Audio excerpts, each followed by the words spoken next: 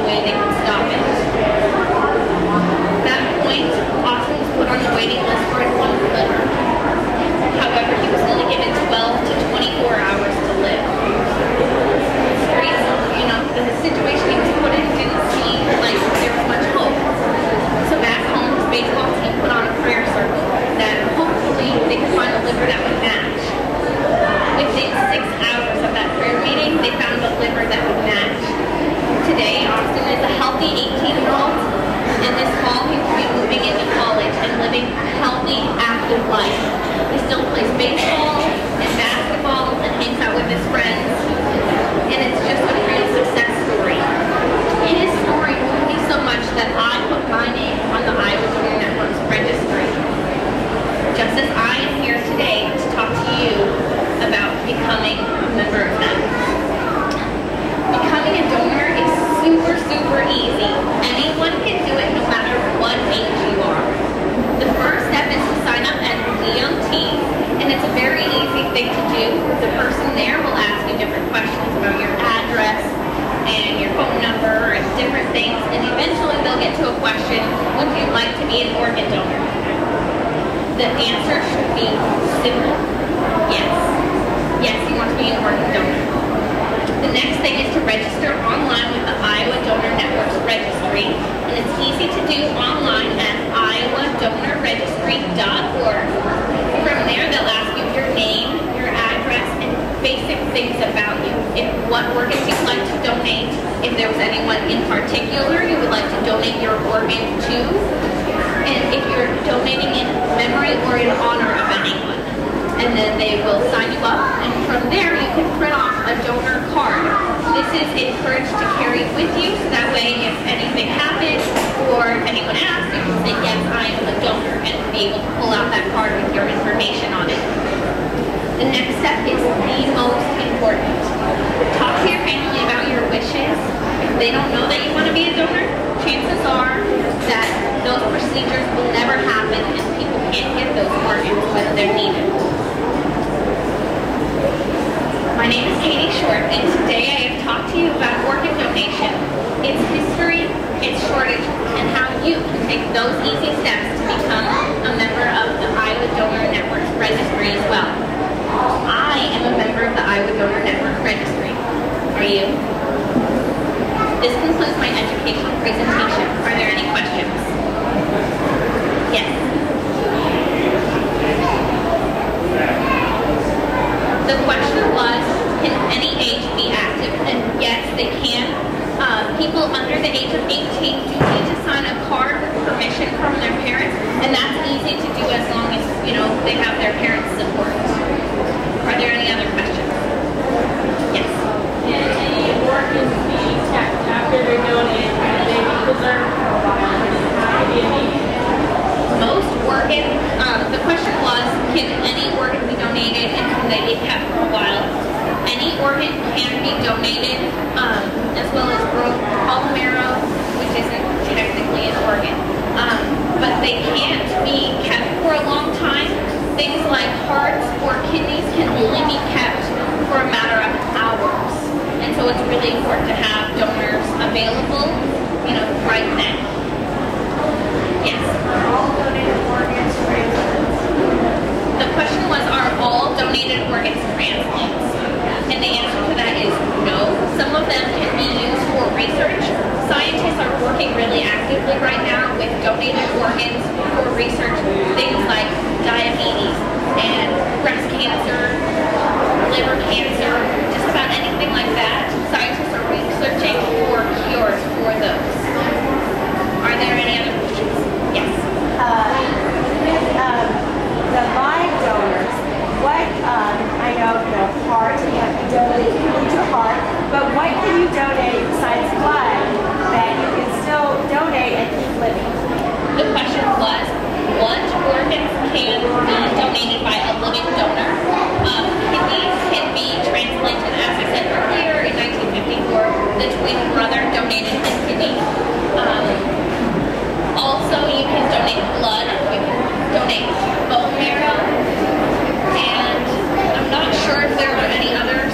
It's possible lungs can be donated. Excuse me, technical failure. However, I'm not sure how common that is. Are there any other questions? What happens if I have filled out the donor card and gone through all of that process, and then I pass away and my family objects? How does that work?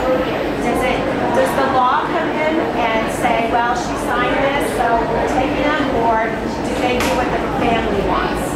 The question was, what happens happens if someone passes away and they're signed up with the registry, however their family objects to them being a donor. At that point, I have a feeling that the family's wishes come in first. However, I don't know exactly how that works. I think most of the time there's a will set in place that they say, this is how my body will be saved, and that's how they have to follow. Are there any other questions? If not, then this concludes my presentation. Thank you.